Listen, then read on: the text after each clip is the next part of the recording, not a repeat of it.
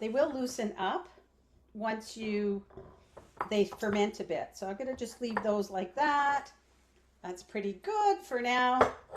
So there's my pickles, my dill pickles. Now you see I took the ends off.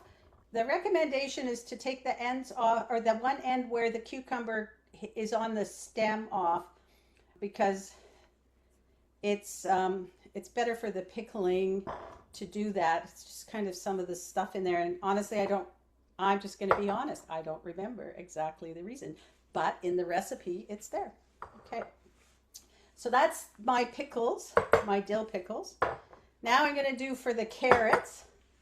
I have 3 left over. I'm going to make another batch later.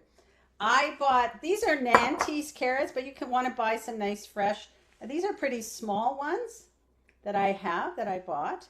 And I washed them all. They kind of look, now you can peel them if you want to take the skins off. If the skins are not appealing to you, that's fine. It's up to you. I'm leaving the skins on because there's more nutrition in the skins. And just gonna pile them in, and then you wedge them.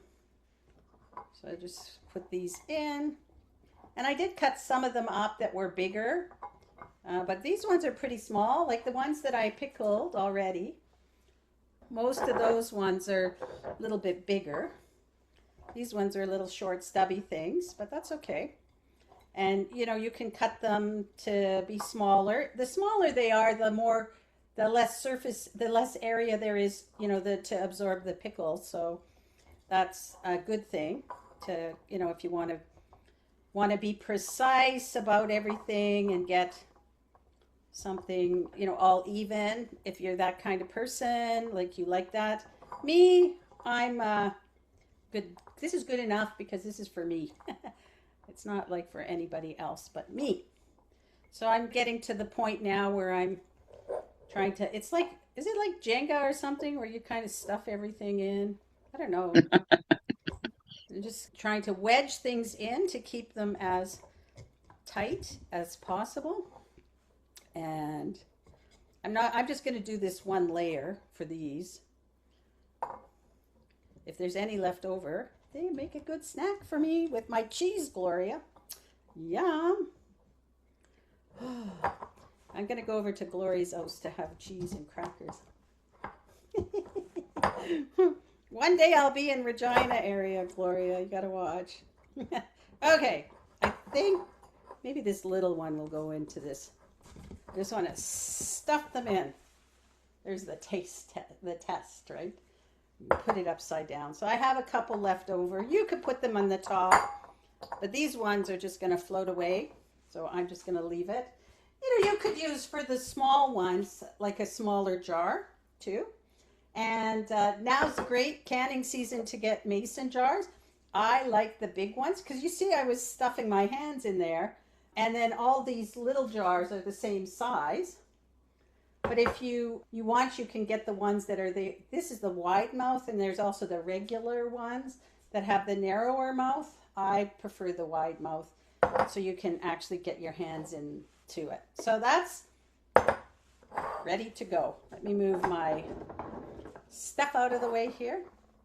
And now we're going to make our brine. So I'm going to add a little bit of my Rejuvelac. I still have some. You do not need to use Rejuvelac. What it's going to do is the Rejuvelac will be a little bit of a starter, so it'll ferment faster, but you do not need to use it. You can just use plain filtered water and salt.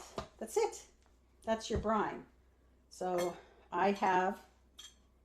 I love to do this. So I'm going to put 15 grams of salt in the bottom and then add some water to dissolve got a bit of my dill in there. Okay. So I'm going to just turn my weigh scale on. This has been the best. I bought this for Weight Watchers way back when, because if you follow me, you know that I've had so many struggles with yo-yo dieting, and I did Weight Watchers many times. So I got this. And it has turned to be very handy because I can use it for weighing stuff rather than measuring with teaspoons and stuff. And for things like creams and what do you call it, nut butters. You don't have to get a bunch of things dirty. Now, when you are putting in your salt, and my salt is Himalayan salt that has not been manufactured, so it's just the pure stuff. It's been ground, but it hasn't gone through additives. A lot of this Himalayan salt that you find in the stores actually has been manufactured, and they've added things like iodine in them and blah blah blah. This one does not. You want non-iodized salt. Oh, okay. So I was talking too much. So that the weigh scale went off. All right, so I'm doing 15 grams for 200 mils of water, or 250 mils, or 2 cups of water. And honestly, for my